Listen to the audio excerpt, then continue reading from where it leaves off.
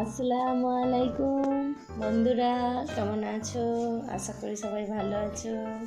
আজকে আবারও একটা নতুন রেসিপি নিয়ে চলে এলাম সাহানারা কুকিং ব্লগে। আজকে রেসিপির নাম হলো সুজির পোয়া পিঠে। জন্য লাগবে 1 কাপ ময়দা, নিয়ে নেবো 1 কাপ সুজি,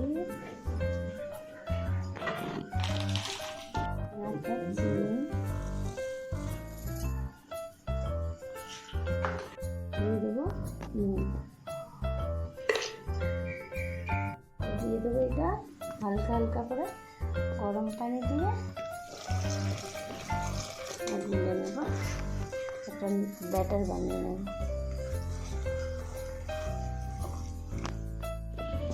এটা পানি দিয়ে এরকম করে 30 মিনিটের জন্য রেখে দেবো ঢাকনা চাপা দিয়ে। আবার 30 মিনিট পরে এটা ফিরে আসছি।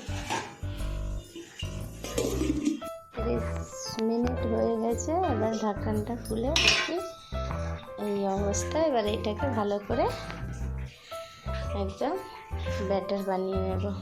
দেখতেই পাচ্ছ একদম ব্যাটার রেডি হয়ে গেছে। এবার এটাকে পিঠা বানাবো। এখানে ওভেনে বসিয়ে দিয়েছি কড়াই, তাই তেল গরম হতে দিয়েছি। তেলটা পুরোপুরি গরম হলে পিঠে ভাজবো। তেল গরম হয়ে গেছে, এবার এতে দিয়ে দেবো ব্যাটারটা। একটা কাপ নিয়ে নিয়েছি, এই কাপে করেই দেবো।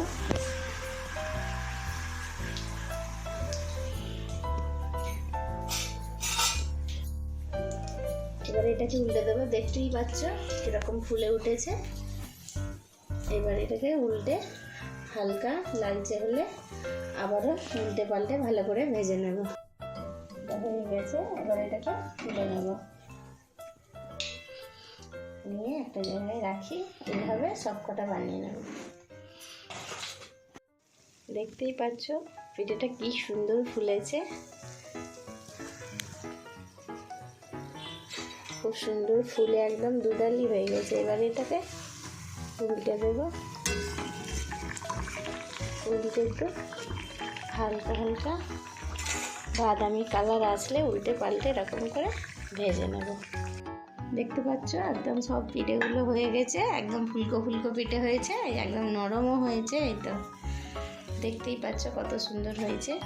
তাহলে এরকম পিঠে আপনারাও বাড়িতে বানান। রেসিপি দেখে যদি ভালো লাগে লাইক কমেন্ট শেয়ার করতে ভুলবে না। আবারও কোনো নতুন রেসিপির সাথে দেখা হবে।